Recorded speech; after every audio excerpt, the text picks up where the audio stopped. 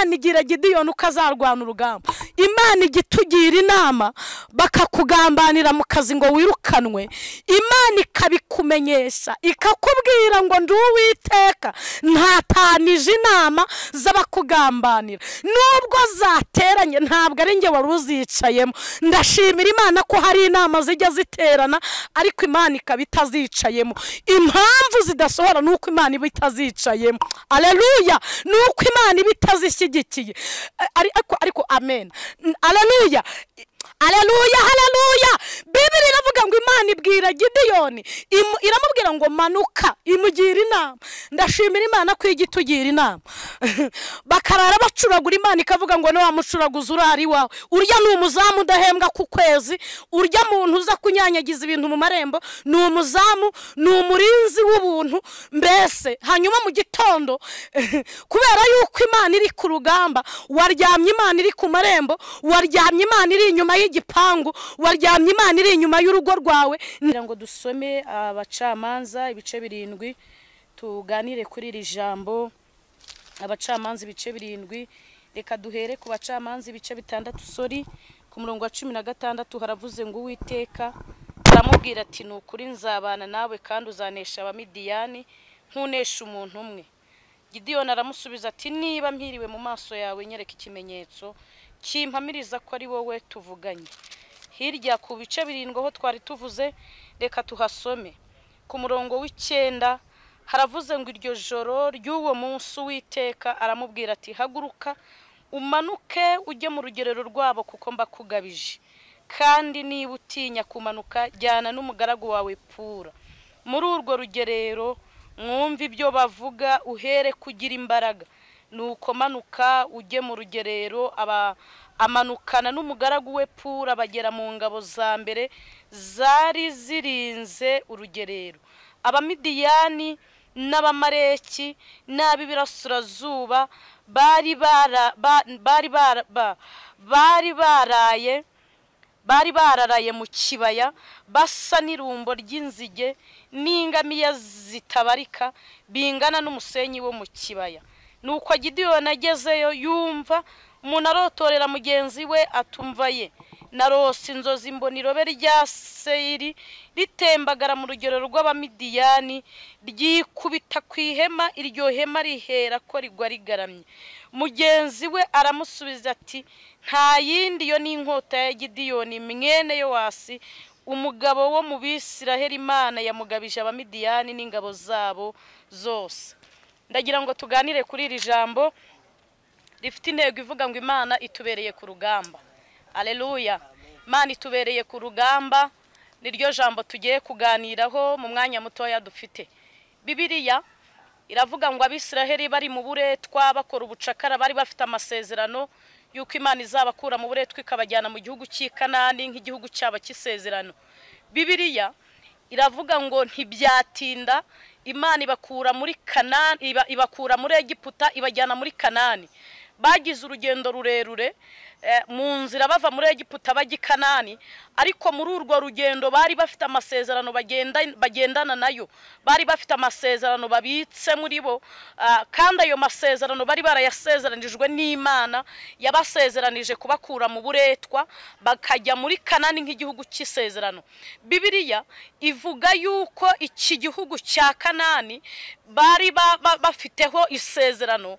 Imana yari yarabisezeranije sekuru wabo Aburahamu ubwo yari ku gicaniro. Imana iramubwira ngo wowe uzaba warasinziriye mu gituro ubwo yamaraga gusinzirira ku gicaniro, inkongoro ziriye igitambo yokeje ku gicaniro. Iramubwira ngo ari ku rubyaro rwawe nzarugarura muri iki gihugu. Bibiliya iravuga ngo Imana iherekeza iryo jambo iririnda imyaka myinshi 130 bamaze mu buretwa.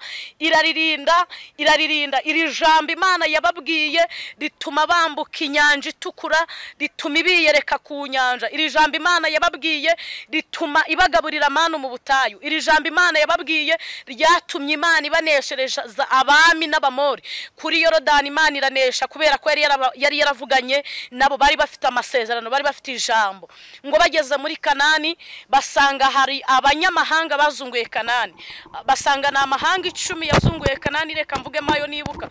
Basanga harimo abayebusi, harimo abahivi, harimo abamareki, basanga harimo abafilistiya, basanga harimo abamidiyani, basanga harimo abaferizi. Hanyuma ngo basanga bazunguye ayo moko basanga yazunguye Kanani. Iyo ukomeje gusoma Bibiliya usanga ayo moko 10 yari yarazunguye Kanani. Kandi Kanani ngo cyari igihugu Abisiraheli babwirwa mu buryo bw'umwuka, mu buryo bw'ubuhanuzi ko ari igihugu cy'amata n'ubuki. Bari batarakigeramo, bumvaga ibyacyo ariko batarakigeramo. Ngo bahanyuma ngo bakigezemo basanga iby'Imana yavuganye nabo n'impamo. Koko imigezi yo muri Kanani na amata, indi yo muri Kanani n'ubuki. Bibiliya iravuga ngo bagira imbogamizi yuko aya mahanga 10 yazunguye iki gihugu, ariko bari bafite amasezerano yagutse. Bari baravuganye n'Imana kwizabagabiza amahanga yazunguye iyi Kanani, bakayarwanya bakayanesha. Hanyuma ngo bageze muri Kanani rero bahura n'iyo mbogamizi y'ayo mahanga. Basangamo abo bita Abanaki, bari abantu b'abanyembaraga, bari abantu b'igihagararo. Bibiliya iravuga ngo Imana ihagarara ku ijambo yavuze. Dawidi aherutse kuvuga ijambo muri Zaburi 105 ku 8 aravuga ngo Imana irinda ijambo ryayo iminsi yose, ngo kandi ijambo yategetse Imana iririnda ibihe ibihumbi kugira ngo risohoze. Ijambo Imana yavuganye n'umuntu, nubwo waca mu butayu butagira amazi, nubwo waca mu mihanda y'ibimene by'amacupa, ijambo Imana yavuze Imana iraririnda. Nubwo wanyura mu mwijima ahantu hatabona, Imana irinze ijambo. Nubwo wahura n'abamareki n'abahivi n'ibisa nk'abayebusi n'ibisa nk'abanaki, Imana irinze ijambo yavuze kuri wowe. Ngo Imana ibagabiza Kanani, barwanya abanyamahanga bazungura Kanani. Kanani abanyamahanga bari barayubatsemo ibizu by'ibitabashwa, bari barayubatsemo ibizu bikomeye. Hanyuma ngo Abisiraheli batura mu mazu batubatse. Abisiraheli barya ku nzabibu zari zeze muri Kanani. Abisiraheli banywa ku mata, banywa ku buki, cyane ko bari bakuye inzara mu gihugu cya Egiputa. Navuga inzara y'ikirarane. Ngo bamaze gutura muri Kanani, Bibiliya iravuga ngo bararya barahaga, bibagirwa Imana yabakuje amaboko akomeye mu gihugu cya Egiputa.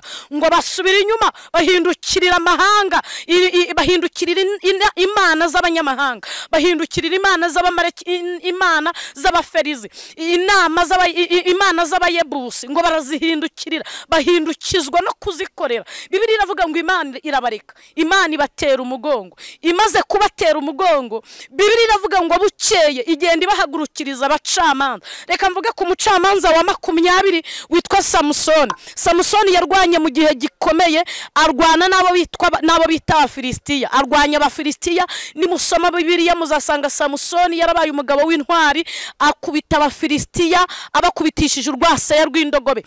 Samusoni amaze gutambuka, haje undi mucamanza akazi witwa Debora. Ngo yarwanyije ingabo z'umutware witwa Yabini, ngo ziyobowe n'umutware witwa Sisera. Ngo arazirwanya Debora b'intwari mu Bisiraheli. Debora amaze gutambuka, ngo Abisiraheli ntibagira ikintu mbega bibabwira, ntibagira ikintu bihindura ku mitima yabo, ngo bagarukire Uwiteka Imana yabakuje amaboko akomeye mu buretwa kwa Farawo ikabazana i Kanani. Mu gihe cy'umutambyi Eli ngo bakomeza gusubira inyuma, biba urwego rurerure kugeza ubwo n'abana ba Eli ngo bajyaga bakora ibizira ku ihema ry'ibonaniro, ngo bagashyundura abagore bakabasambanya, bagakora ibyangwa n'amaso y'Imana yera bireba. Iki gihe nicyo umugore witwa Hana yasenzemo abwiza Imana ukuri. Hanyuma ngo arayibwira ngo zibura inda yanjye mbyare, ngo nimara kubyara ukampa umwana w'umuhungu nzamugutura b'umutambyi iteka ajya gukorera. Nuko Hana yari yararanganyije amaso mu Bisiraheli, abona nta mutambyi uhari, no mu rubyaro rwo kwa Eli nta mutambyi uzaturukamo. Ngo ahita asenga isengesho rifite intego. Ubundi nugera imbere y'Imana ntukabwira Imana nka tante, ntukabwira Imana nka onkre, ntukabwira Imana nka Rudomoro, nka Sebishyimbo, nka Sebihaza wo kwa Sehene. Jya ubwira Imana nk'Imana umuremyi wa byose, Imana yicara mu ijuru ikarambiriza mu isi, Imana ituye muri twebwe ikagendera muri twebwe. Ngo Hana ngo yinjira mu rusengero, hanyuma ngo arasenga abwira Imana ngo uzibuye inda yanjye nkabyara, nazagutura uyu mwana, bibaye byiza akaza ari umuhungu. Bibiliya iravuga ngo Imana ibayumvisha gusenga kwa Hana nk'ejo, ngo imaze kumwumva ngo nuko iryo joro abona nyina Yerukana amutwika inda ya Samweli. Samweli ngo aza mu gihe gikomeye, aza mu gihe kiruhije, mu gihe Abisiraheli basubiye inyuma, mu gihe Abisiraheli imitima yabo yamaze gusubira inyuma, kwibagirwa iby'Imana yabakoreye mu gihe cyashize. Ubundi iyo umuntu atazi yava ntamenya n'iyajya, kandi nushaka ko Imana ikora jya uyibutsa ibyo yakoze byo mu gihe cyashize, kubera ko bitera Imana gukora. Ngo nuko Samweli araza aba umuhanuzi, aba umucamanza mu Bisiraheli, hanyuma amaze kuba umucamanza aba n'umuhanuzi mu Bisiraheli. Bibiliya ivuga ko Samweli yakoze imirimo itatu: uw'ubucamanza, uwo kuba bamenya, uwo kuba umuhanuzi, hanyuma ngo aba n'umutambyi. Iyi mirimo iramuvuna. Buriya mu bintu bibaho bigora ni ukuyobora abaririmbyi basubiye inyuma. Mu bintu bibaho bigora ni ukugira umuyobozi wasubiye inyuma muri we. Mu bintu bibaho bigora ni ukuyoborwa ni uguhabwa igaburo n'umudiyakoni wasubiye inyuma. Mu bintu bibaho bivuna ni ugushumbwa n'umushumba wasubiye inyuma. Bibiliya iravuga ngo nuko Samweli biramuvuna. Buriya ikintu kigoye ni ukuba washumba intama zasubiye inyuma, zifuza kuba ihene cyangwa kubisega, kandi zarahoze ari intama. Mu bintu bivuna ni ugushaka kwambika umwambaro umuntu wera, kandi washaka kwambara umwambaro wirabura, umwambaro wanduye. Bibiliya iravuga ngo Samweli biramuvuna, ariko kuko Imana yari imuhagurukije mu gihe nyacyo ngo akora uwo murimo w'ubutambyi, aba umucamanza, aba n'umuhanuzi mu Bisiraheli. Igihe cya Samweli rero ngo gihise, Imana data ngo ibona Abisiraheli bakomeje gusubira inyuma, ihagurutsa umugabo witwa Gideyoni wo kwa Manase mwene Yowasi. Bibiliya iravuga ngo imuhagurutsa mu gihe Abisiraheli ngo bari bamaze imyaka myinshi, imyaka igera muri 7, ngo kuzihinga zamara kwera, ngo Abamidiyani bakaza bakazitwika, ngo izisigaye bakazisiribanga. Ngo mu Bisiraheli haba inzara y'ikirarane, barongera bagaruka ku nzara. Ngo abana b'Abisiraheli baragwingira, abagore inda zivamo. Ngo muri Isiraheli haba inzara ikabije. Noneho ngo Imana ibatumaho umuhanuzi, Bibiliya itagivuga, iramubwira ngo genda ubwira Abisiraheli ngo nimureke inama z'Abaferizi, nimureke imana z'abanyamahanga, nimureke imana z'Abayebusi, z'Abanaki, z'Abahivi, z'Abafilistiya, nzabakiza igisuzuguriro Abamidiyani babasuzuguye. Bibiliya iravuga ngo Abisiraheli bakibyumva ngo bicisha bugufi barasenga. Ndashimira Imana ko ari Imana yemera guhendahendwa, ni Imana yemera umutima umenetse uciye bugufi. Dawidi yaravuze muri Zaburi ya 34:16, aravuga ngo amaso y'Uwiteka ari kubakiranutse, ngo n'amatwi ye ngo ari kugutaka kwabo.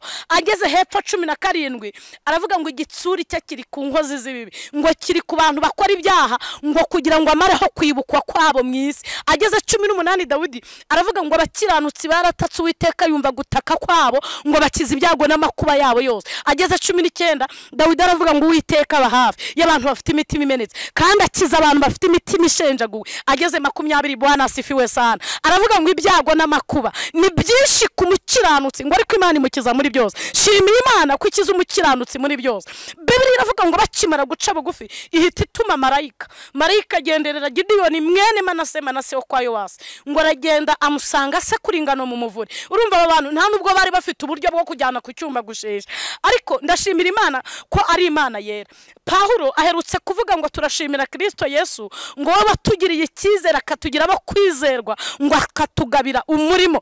Aravuga ngo ku bwa kavukire zacu uhita ukurura ahantu ukomoka, ngo twari abo gupfa, twari abo kugirirwa umujinya nk'abandi bose, ngo ariko kubera ko Imana ari umutunzi w'imbabazi yatuzuranywe na Yesu. Dushimiye Yesu ko twazukanye nawe, kandi tukaba dutegereje kuzaragwa gakondo yo mu bwami bwo mu ijuru. Bibiliya iravuga ngo nuko marayika agezeho Gideyoni asekurira ingano, indamukanyo yamuramukishije yaramubwiye ngo amahoro wa munyembaraga we, ikizakubwira ko ari Imana ije nuko uzayiza imbere ufite umubabaro ikaguha ihumure, nuko uzayiza imbere ufite amarira ikakurira ikakuvunjira ikaguha ibitwenge. Ariko murakina n'Imana ivuga ngo nkwishyuriye ideni, ukamanuka umusozi cyangwa ukavaho yabikubwiriye wumva ufite murare yuko Imana yishyuye ideni, kandi nta na mwene wanyu ufite hirya hibugande ngo azohereza amashiringi aze mu manyarwanda wenda wishyure rya deni.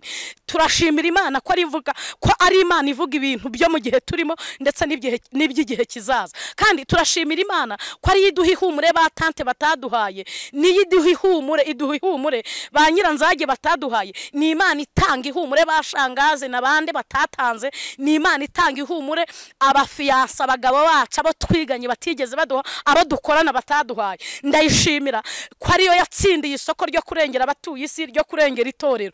Mu bakomeye, mu mbata, mu bize, mu bashoramari, nta muntu urahamagara umuntu umwe ngo amuruhure. Ariko Yesu yaravuze ngo abarushye n'abantu barimerewe nibamusanga baruhure, kuko ni umugwaneza kandi yoroheje mu mutima. Dushimiye Kristo ko yorohereje mu mutima, aroroheje kugira ngo ukomeye n'uworoheje, umugufi n'umuremure, inzobe n'igikara, ufite kavukira n'utayifite bagane kwa Yesu. Bibiliya iravuga ngo Gideyoni ahita abaza marayika ngo umbaza gute, usuhuza gute ngo amahoro kandi iwacu mu Bisiraheli dufite inzara y'igihe kirekire. Ubuse byari bishatse kuvuga ngo ntabwo ubona ko ndi gusekura ingano, ntabwo ubona ko ibintu byakomeye mu Bisiraheli. Bibiliya iravuga ngo marayika ahagarara imbere ya Gideyoni aramubwira ngo ni wowe Uwiteka azakirisha igisuzugurira Abamidiyani basuzuguye Isiraheli.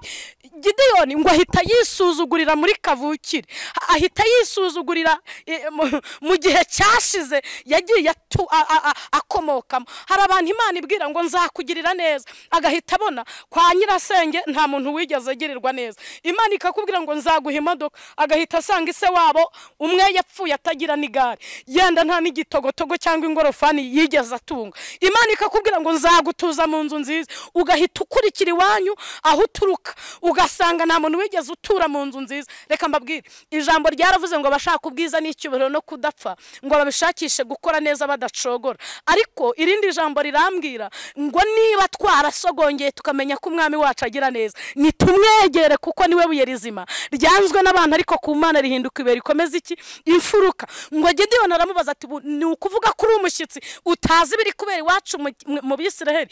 Marayika ngo aramubwira tumva Uwiteka ni wowe azakirisha igisuzuguriro Abamidiyani basuzuguye Abisiraheli. Gideyoni ati gute? Njyewe Gideyoni wo kwa Manase wo kwa Yowasi, umuryango woroheje mu yindi miryango, umuryango ukennye kuruta indi miryango yose yo mu Bisiraheli. Marayika ngo abwira Gideyoni ngo genda uko imbaraga zawe zingana.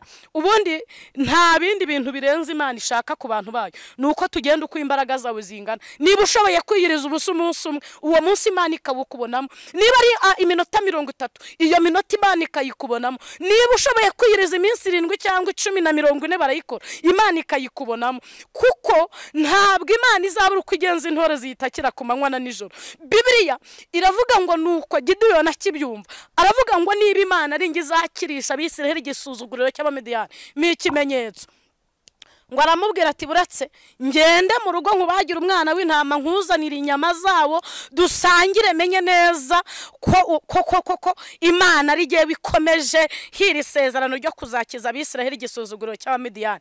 Ngo aragenda ateka inyama z'itungo ngo arazizana, hanyuma ngo azigejeje aho marayika zisuka ku gicaniro ngo amenaho n'umufa wazo, umuriro uva mu ijuru twika icyo gicaniro. Gideyoni ahera ko abura marayika ngo avuze induru aravuga ati ngushije ishyano kubera ko mbonye umwami Imana mu maso yanjye. Ngo mu ijuru hamanuka ijwi rituje ngo ribwira Gideyoni ngo Gideyoni humura, kubera ko ntabwo umuntu yabonye Imana apfa, ahubwo iyo umuntu abonye Imana arakira. Hari abantu twabonye tubategerejemo ibisubizo bukeye baraduhinduka, ariko duhuye n'Imana itumara umubabaro. Imana ibyo itubwiye irabisohoza, ibyo idusezeranije irabisohoza. Aho idusezeranije abariho duhurira. Mu gihe runaka yakubwiye ngo nzakora ibi ntiyabikora kandi yarabifitiye uburyo, ariko Imana iyivuze ndayishimira ko irindi kivuze kugeza igihe gishohoje. Bibiliya iravuga ngo nuko marayika atandukana na Gideyoni amubwiye ngo fata ikondera uvuze ikondera, hanyuma ikondera numara kurivuza abantu bose bitwa abagabo bakwitabe. Ikondera muri Isiraheli iyo ryavugaga, uwitwa umugabo wese uwaraye abaye umugabo waraye arongoye ngo yitabaga ikondera rivugiye. Gideyoni yitabwa n'inzovu 3,200 ngo Imana yitegereje abo bantu ngo ibona bakabije kuba benshi, iramubwira ngo Gideyoni, aba bantu nimujyana ku rugamba bakanesha, ntago bazirata amaboko yanjye, ntibazirata imbaraga zanjye, bazirata imbaraga z'amaboko yabo.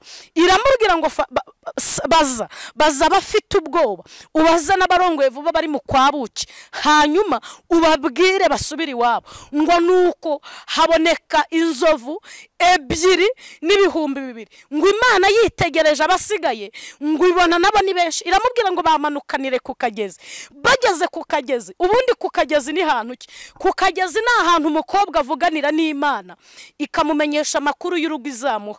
Ku kagezi ni ahantu umusore avuganira n'Imana ikamumenyesha amakuru y'umugore izamuha. Ku kagezi ni ahantu umubyeyi avuganira n'Imana ikamuha amakuru y'abuzukuru n'abakwe n'abakazana be. Ku kagezi ni ahantu umuntu avuganira n'Imana ikamumenyesha iby'urubanza rwe nuko izaruburana. Ku kagezi ni ahantu umuntu avuganira n'Imana ikamumenyesha iby'imiryango yamutaye uburyo izamugarukira. Ku kagezi ni ahantu umuntu akura intwaro nshya zo kurwanya ababishabe, zo kurwanya abanzi be. Nimusoma Bibiliya muzasanga Dawidi akimara kumenya amakuru y'Umufilisitiya w'Igati yamanutse ku kagezi ngo hakura amabuye 5 asobanura ibitabo 5 bya Mose. Bibiliya iravuga ngo nuko bamanuka ku kagezi. Bageze ku kagezi, Imana iramubwira ngo urebe abanywa biteguye kurwana ubashyira ukwabo, abanywa amazi bahugiye mu kunywa nabo bashyira ukwabo.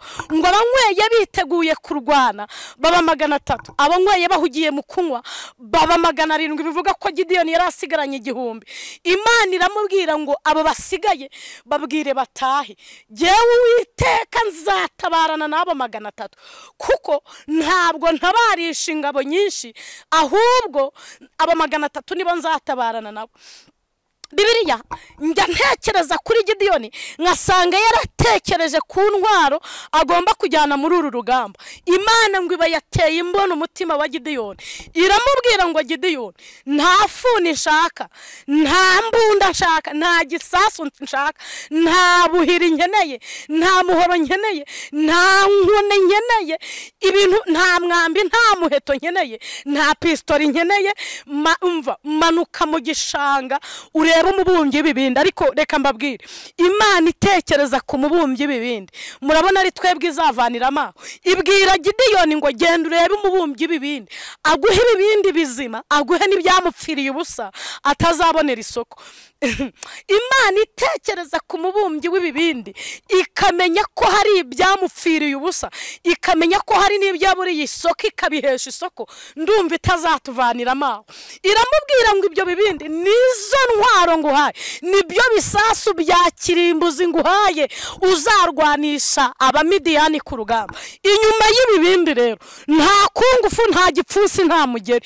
Ndashaka ngo urebe imuri uzishyireho n'amakondera, hanyuma mugende mujye kwitegura urugamba. Turi ku ijambo rivuga ngo Imana itubereye ku rugamba. Ariko aleluya, Bibiliya iravuga ngo buri buce akarwana n'abamidiyani. Bibiliya iravuga ngo abamidiyani bari benshi, ni umubare utabarika. Irumbo ni umubare utabarika, ni umubare munini cyane. Ngo nijoro Imana igenderera Gideyoni, iramubwira ngo Gideyoni, imugira inama. Nimusoma kuri uyu murongo w'9 titire, Imana igira Gideyoni ukazarwana urugamba. Imana igitugira inama bakakugambanira mu kazi ngo wirukanwe, Imana ikabikumenyesha ikakubwira ngo ndi Uwiteka ntatanije inama z'abakugambanira. Nubwo zateranye ntabwo ari nge wari uzicayemo. Ndashimira Imana ko hari inama zijya ziterana ariko Imana ikaba itazicayemo. Impamvu zidasohora nuko Imana iba itazicayemo. Aleluya, nuko Imana iba itazishyigikiye. Ariko amen. Aleluya. bagaterana bakavuga ngo runaka akwiye gupfa, bakandika inzandiko bakazisinya, runaka akwiye kujya muri gereza. Imana ikabitesha agaciro. Ubundi ni Imana irwanisha imbaraga ku binyantege nkeya, hanyuma ku binyembaraga Imana irwanisha intege nkeya. Ni ibintu bitandukanye, ni ibintu binyuranye. Kumva ku binyembaraga Imana irwanisha intege nke, hanyuma ku binyantege nke Imana irwanisha imbaraga. Nusoma Bibiliya uzasanga hari igihe Abisirayeli ngo bageze i Yeriko, Imana irababwira ngo ntimurwane, ahubwo ku munsi wa karindwi mumaze kuzenguruka muzasakuze. Urusaku nirwo rwasenye inkike z'i Yeriko. Hari n'ikindi gihe ngo Abamaleki ngo babimye inzira Imana izana amavubi. Narimbabwiye ngo Imana irwanisha intege nke ku binyembaraga, hanyuma ku binyembaraga Imana irwanisha intege nke. Ni ibintu bitandukanye, ni ibintu bitandukanye. Niyo mpamvu abantu bazaguhagurukira bafite uburyo, Imana ikakurwanirira icece. Niyo mpamvu abantu bazakuvuga iyi mvura y'amagambo igahita utabigizemo uruhare, nuko ari Imana irwanisha intege nke ku binyembaraga, hanyuma ku binyembaraga Imana irwanisha intege nkeya. Muvuge ngo amen. Haleluya, haleluya. Bibiri iravuga ngo Imana ibwira Gideyoni, iramubwira ngo manuka, imugira inama. Ndashimira Imana ko igitugira inama. Bakarara bacuragura, Imana ikavuga ngo no wamucuraguza urari wawe, urya ni umuzamu udahembwa ku kwezi, urya muntu uza kunyanyagiza ibintu mu marembo, ni umuzamu, ni umurinzi w'ubuntu mbese. Hanyuma mu gitondo kubera yuko Imana iri ku rugamba, waryamye Imana iri ku marembo, waryamye Imana iri inyuma y'igipangu, waryamye Imana iri inyuma y'urugo rwawe, nta mudaso nta n'umunyerondo baruhari, ariko kubera ko Imana iri ku rugamba ikakubwira ngo bagutega buri munsi, nkakurwanirira kubera ko ni Imana iba ku rugamba. Erega reka mbabwire, iyi Mana twizeye ni Imana y'inyembaraga. Iyo igeze mu bami yitwa umwami w'abami, iyo igeze mu ntambara yitwa intwari ku rugamba, iyo igeze mu biti yitwa igiti cy'inganzamarumbo, iyo igeze mu babyeyi niyo mubyeyi wa mbere. Ababyeyi twese duhinduka bazera, kuko uyu munsi umwana wawe w'imyaka 20 ni wamuheka, ariko Imana iraguheka ikaguhekana n'urubyaro n'abashyitsi barayi wawe mu rugo. Umva ukuntu iherutse kubwira Abisirayeli muri Yesaya 4:6, yarababwiye ngo yemwe barokotse ibyago bya Egiputa, abonateruye mukivuka nkabaheka ku mugongo, irababwira ngo imvi zanyu zizarinda z'uruyenzi nkibahetse. Bibiliya iravuga ngo Imana iraduhetse, kandi izaduheka imvi zacu zizarinda z'uruyenzi, Imana ikiduhetse. Niyo mpamvu abantu bari bafite uburyo bwo kugushyira muri gereza, ariko babona ntugiye, babona suratashye kubera ko Imana yari iguhetse. Niyo mpamvu bwa burozi butaguhitanye, niyo mpamvu wagiye mu bitaro ugataha, nuko Imana yari iguhetse ku mugongo. Mbese yarwanye intambara z'uburyo butari bumwe. Mumvugira ngo amen. Ngo Imana ibwira Gideyoni, iramubwira ngo manuka mu rugerero rw'Abamidiyani, wumve ko uzarwana urugamba rw'ejo. Ngo abwira umugaragu wati ngwino tugenda numvishijwe. Ngo baramanuka bageze mu rugerero rw'Abamidiyani, ngo bihishe nyuma y'ihema ry'Abamidiyani. Ngo yumva umumidiyani abwira mugenzi we, ngo aramubwira ngo ndasinziriye, ndarota, sinzi ukuntu agatotsi kantwaye gatoya, ndose irobe rya sayiri riva mu ihema ry'Abisirayeli rigeze mu mahema y'Abamidiyani rirabandagara. Umva umusemuzi wa nyawe ngo ahita amubwira ngo iyo ni inkota ya Gideyoni, kuko Uwiteka mugabije Abamidiyani Abisirayeli bakanesha. Reka iri robe rya sayiri turigereranye na kawunga, reka iri robe rya sayiri turigereranye n'umutsima w'uburo, iri robe rya sayiri turigereranye n'ubugari bwa Buhanda, ubufu bwa Gitarama. Abantu barabuzi ko busa neza. Bivuga ngo ni Imana ifite intwaro, mbese navuga ngo ifite inzira ziruta imyenge ya supanete, ziruta inzira mbese ifite inzira ziruta imyenge ya supanete, ifite inzira zirenze igihumbi. Niyo mpamvu iyi Mana mubona twamenyanye nayo, uko izarwanirira Chantal, siko izarwanirira Jeanne, siko izarwanirira Claude, siko izarwanirira Esther, siko izarwanirira Joyeuse, siko izarwanirira Marie Claudine. Iyi Mana uko yarwaniriye Petero ari muri gereza, siko yarwaniriye Yesu ari mu gituro.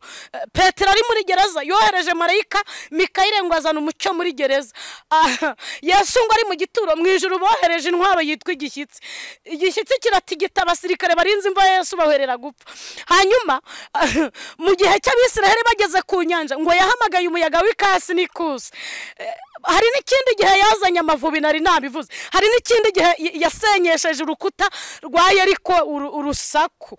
Ni Imana ifite intwaro nyinshi, kandi iyi Mana twamenyanye nayo ni Imana itabara ititabaje imiryango mpuzamahanga. Iyije gukora, ariko murakina n'Imana itabajije abaturanyi, ikaza gukora itabajije tante na onkere, itabajije kwa nyoko bukwe. Imana ikaza gukora itabajije abantu mubana mu rusengero.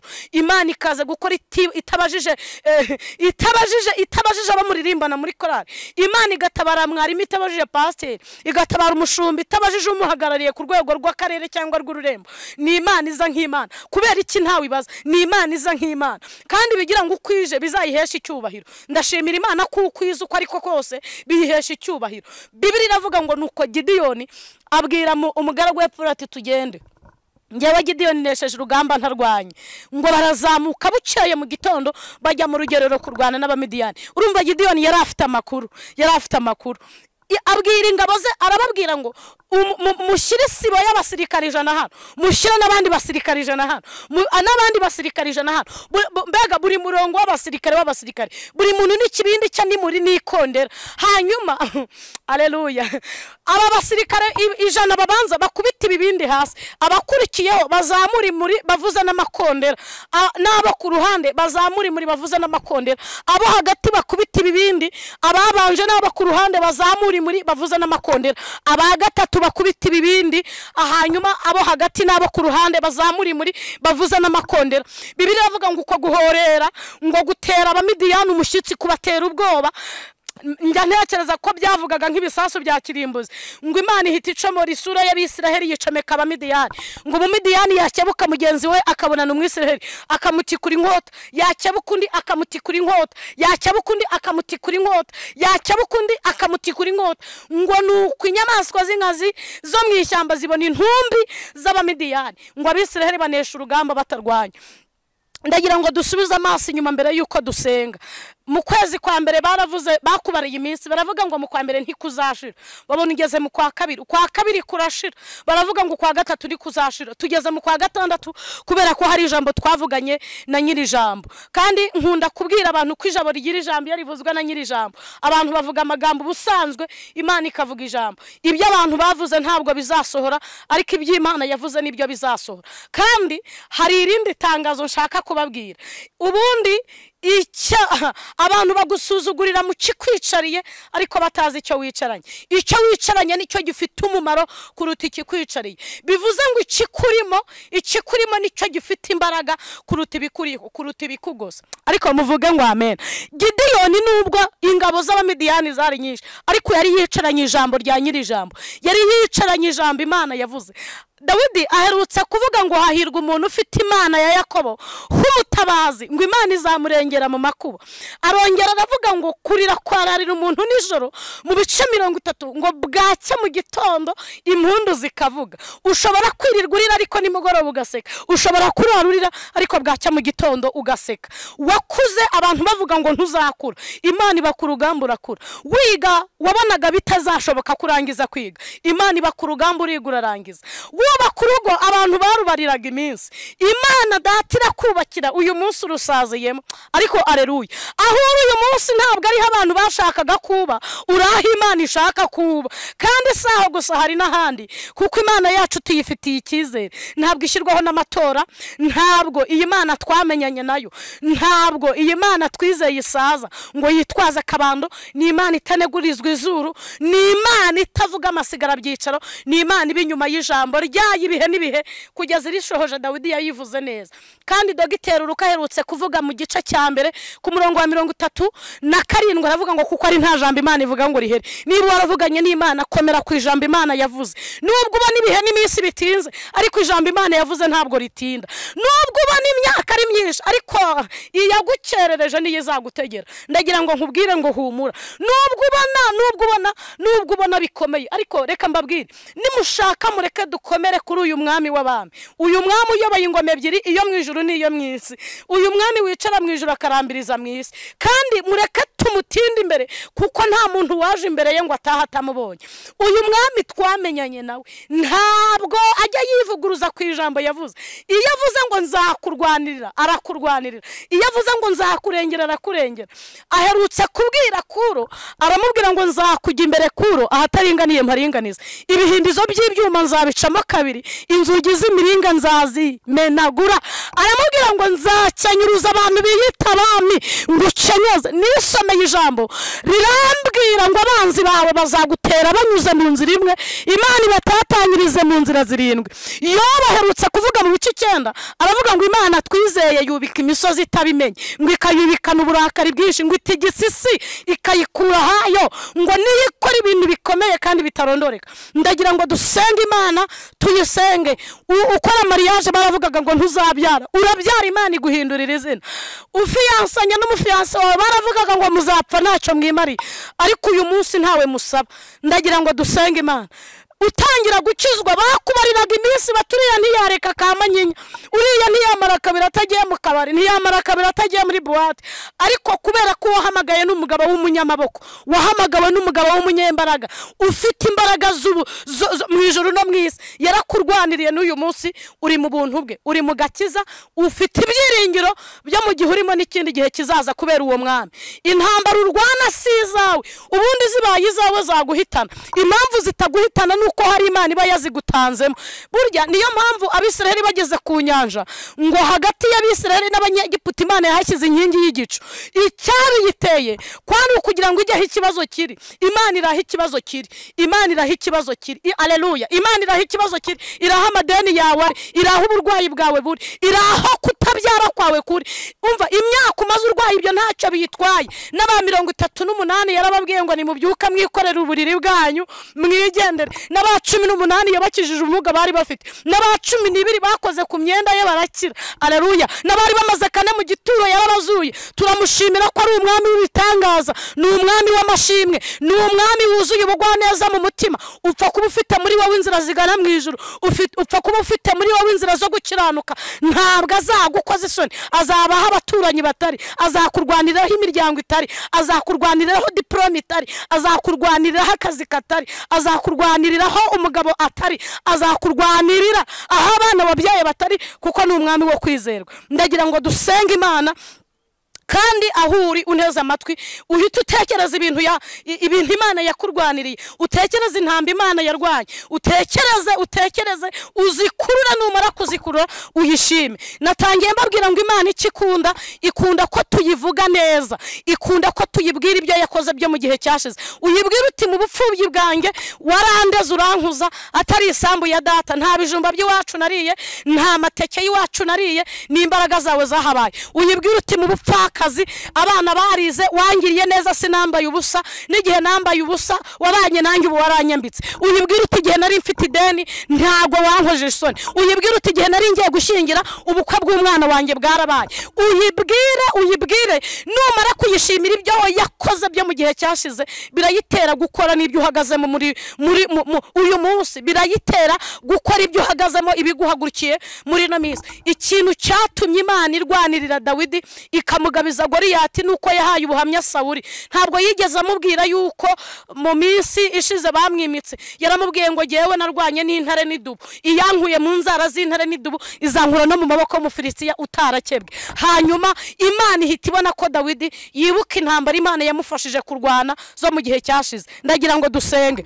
Uri Imana yo kwizerwa, uri Imana yo kwiringirwa, ufite ubutware ukagira n'ubushobozi. Dusubije igihe cyacu cyashize inyuma, dusubije amaso yacu inyuma, twibutse ibyo wakoze, twibutse tutagira aho kurara, twibutse turi abashomeri, twibutse ko nubwo turwaye igihe kirekire waturinze gupfa ngo tujye ahacecekerwa, twibutse byinshi wagiye ukora ubikoresheje imbaraga zawe, twibutse ko tutariho kubera ko abantu bashaka ko tubaho, turiho kubera ko Imana ishaka ko tubaho. Izina ryawe nirishimwe. Iyo ugeze mu bami witwa umwami w'abami, iyo ugeze mu mabuye witwa ibuye rizima ryanzwe n'abantu ku Mana, riratoranywa rihinduka ibuye rikomeza imfuruka. Iyo ugeze mu nyamaswa, Kristo witwa intare yo mu muryango wa Yuda. Niyo mpamvu bajugunye Daniyeli mu rwobo rw'intare, intare zimubonye ziramusasira ziramworosa, kuko kuko zari zimaze kubona ko Daniyeli amanukanye na bose. Imana ishimwe. Icyatumye Saduraka, Meshaki na Abedenego badahira mu itanura ry'umuriro nuko wari bawubatanzemo, nuko wari ubabereye amaso, wari ubabereye ku rugamba. Bivuga ngo ibibazo dufite utari dutanzemo byaduhitana, utatubereye ku rugamba byaturangiza, twaneshwa, twamera nk'abandi bose, twacogora. Ariko kubera ko tubereye ku rugamba, tugize ibyiringiro by'uko uzatugeza mu ijuru, uzaduha gakondo nk'igihugu cy'abakiranutsi. Urakoze. Iri jambo ndivuze nka Esther, ariko umwuka wera riherekeze, umwuka wera rishyigikire, ribe inkota icyaye amugi yombi. Ahari unyumvishe arareba akabona nta wamuvuganira, arabona akabona abaganga barananiwe, arareba akabona amaze imyaka 10, 6, 7 nta kubyara, arareba akabona arakuze kandi ntarabona umugabo, arareba akabona yabuze ubushobozi bwo gukora mariage ngo azane umugore, arareba akabona igihe amaze arangije kwiga ni umushomeri nta kazi. Ariko ndagushimiye ko Imana itubereye ku rugamba, kandi nguzi ibyo wibwira uzatugirira. Niko Yeremiya aherutse kuvuga ngo ni byiza ntabwo ari ibibi, ngo ni kugira ngo turemere mu mutima w'ibyo uzadukorera hanyuma. Yeremiya arongera anavuga ngo siko bizaba ku bantu bagutegereza, ngo nta nubwo ariko bizahora, ngo keretse umuntu uva mu isezerano nta mpamvu niba uzakorwa n'isoni. Shoboza abantu kuguma mu isezerano kubera ko tubereye ku rugamba, kandi dushoboze ku manywa, udushoboze nijoro, maze uzatwishyire tudafite ikizinga. Urakoze, turagushimiye Mana, tugushimiye kwera no gukomera kwawe, tugushimiye imirimo itangaje wakoze, tugushimiye imirimo y'amaboko yawe, tugushimiye kuvuga bikaba, wategeka bigakomera, tugushimiye kutavuga amasigara byicaro, tugushimiye kutabura kugenza nk'abantu, tugushimiye ko Imana idakoze isoni, tugushimiye ko nta bagukorera ngo yikorera amaboko. Iyo ushoye umuntu mu rugamba umugira inama y'uko azarurwana. Izina ryawe nirishimwe kuri intwari mu ntambara, habwa icyubahiro. Ngaho komeza kugirira neza buri muntu wese uteze amatwi iri jambo. Umwuka wera arimwumvishe kuruta uko mbivuze, umwuka wera arimusobanurire kuruta uko ndisobanuye, kandi Uwiteka wenda ingabo nini n'intoya kugira ngo zibe mu ruhande rw'umuntu wese. Urakoze, ndagushimye kuri Imana y'amahoro yumva gusenga, ni mu izina rya Yesu Kristo, amen. Yesu abahe umugisha.